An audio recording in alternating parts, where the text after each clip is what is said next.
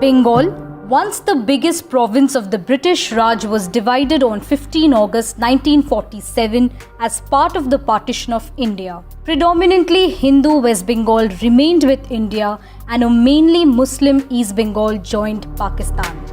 But did you know that Bengal briefly had the option of staying independent as a third nation? We'll get to that in a bit. But first, let's rewind to when Bengal was first partitioned. Yes, Bengal wasn't first partitioned in 1947, but 40 years before that. The year was 1905. The then Viceroy of India, Lord Curzon, announced the partition of Bengal. His undeclared aim was to divide and rule. In a well-planned move, Bengal was partitioned on religious lines. Muslim-dominated East Bengal was separated from the Hindu-dominated West. Bande Mataram! Bande Mataram! Bande Mataram! The partition triggered a wave of nationalism. Bengalis, Hindus and Muslims from East and West launched a boycott of British-made goods. This Swadeshi movement was led by Master Da Shurjo Sen, Bipin Chandrapal, Aurobindo Ghosh and Surendranath Banerjee in Bengal. It soon spread across India, driven by leaders such as Bal Gangadhar Tilak, Lala Lajpat Rai and Chidambaram Pillai.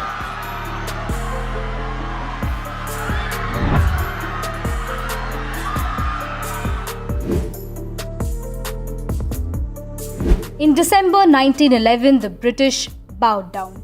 Viceroy Lord Hardinge announced that Bengal would be reunited. All districts where Bengali was spoken became a single province, while Assam, Bihar and Odisha were separated.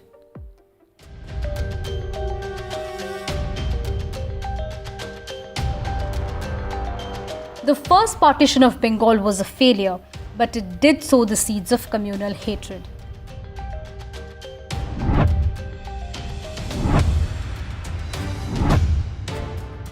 In December 1906, the All India Muslim League was born in Dhaka. Its aim to safeguard Muslim interests in British-ruled India. In 1913, Muhammad Ali Jinnah joined the league, soon becoming its leader. There are two major nations, the Hindus and Muslims.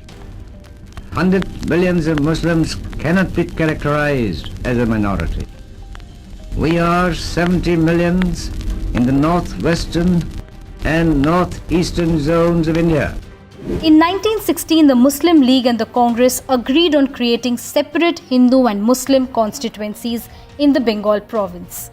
In December 1930, philosopher, poet, politician Muhammad Iqbal first proposed the idea of a separate state for Muslims, comprising Punjab, Northwest Frontier Province, Sindh and Balochistan, giving birth to the Muslim League's two-nation theory. In 1933, a Cambridge law student, Chaudhry Rahmat Ali, gave this separate state a name, Pakistan. Interestingly, the idea of Pakistan at this point did not include Bengal.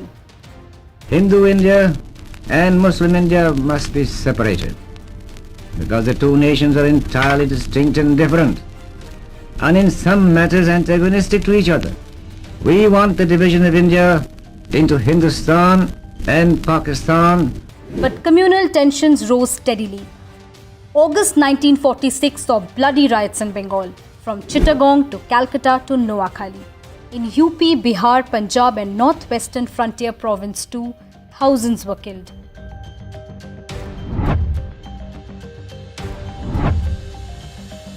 In April 1947, Muslim League leader Hussain Shahid Surawardi floated his idea of an independent Bengal state that would join neither Pakistan nor India and would not be partitioned either.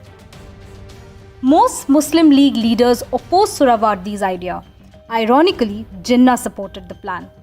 While Bengal Congress leaders Sharat Chandra Bose and Kiran Shankar Roy supported Surawardi, Nehru, Patel and Shama Prasad Mukherjee rejected the plan.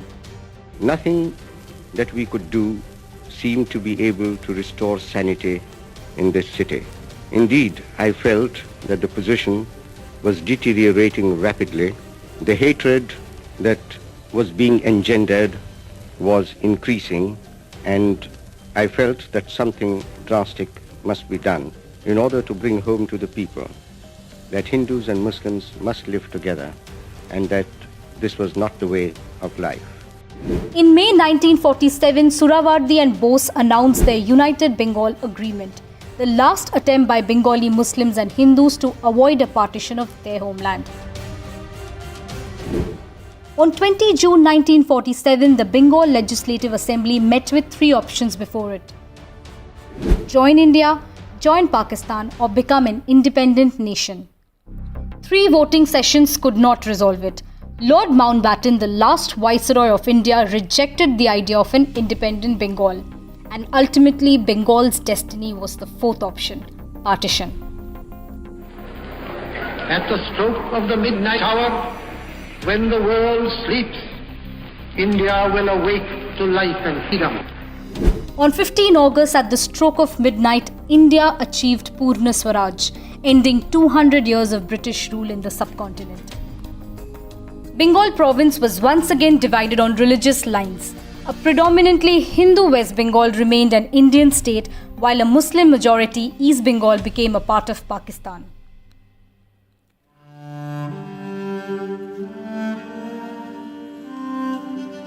Mahatma Gandhi strongly disapproved the idea of independence at the cost of partition.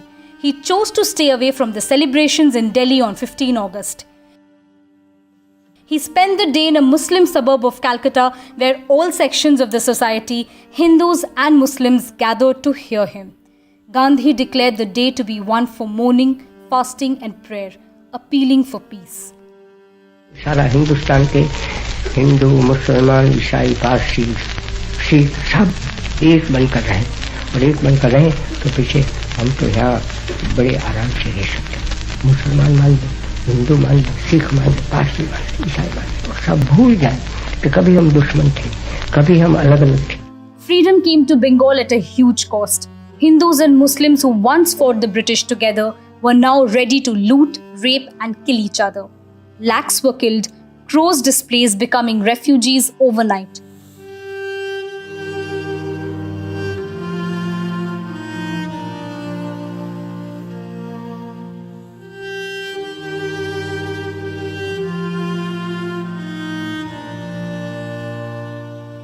More than 70 years later, the wounds of the partition of Bengal are still fresh.